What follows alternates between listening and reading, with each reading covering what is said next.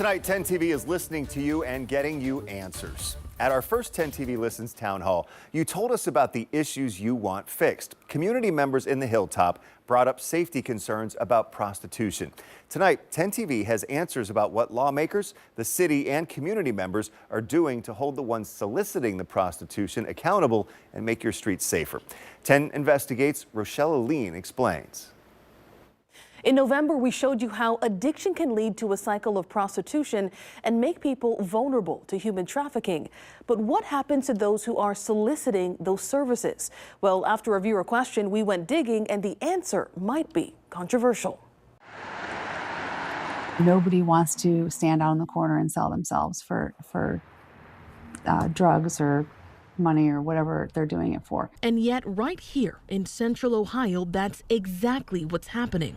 It's a cycle Representative Cindy Abrams saw firsthand as a police officer. And when she was elected to state office in 2019, her first bill aimed to toughen the punishment for the people paying, better known as Johns. It made it a misdemeanor with up to 6 months in jail. When you pull up, you know darn well that that's a prostitute. You know darn well that you're paying someone for a sex act, and you know darn well what you're doing. 10 Investigates wanted to see how well the bill is working. Our team pulled all of the cases for engaging in prostitution filed in Franklin County Municipal Court from May of 2021 to October of 2024. We found 456 closed cases, and almost 80% were knocked down to a lesser charge of disorderly conduct. Why are they getting pled down? On the demand side, on the male side, typically men, how do we educate the men of the dangers of human trafficking and exactly what act they're engaging in? City Attorney Zach Klein says they're focused on education. They make first-time offenders take the Franklin County Solicitor Education Program. It's run by the organization She Has a Name. Human trafficking is a business.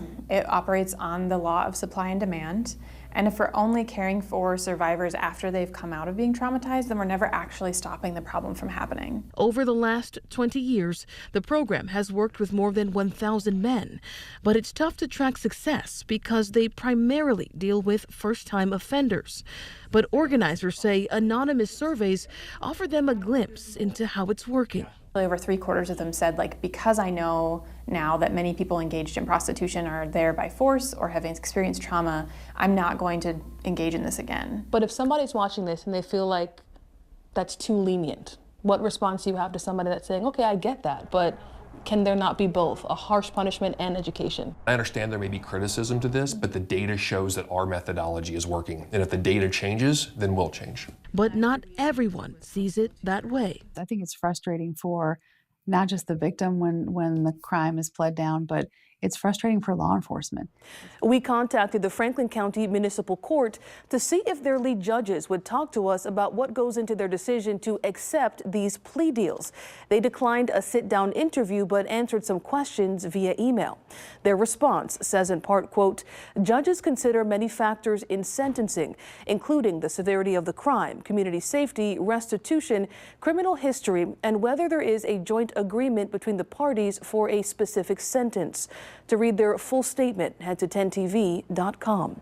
In the studio, Rochelle Aline, 10 TV News.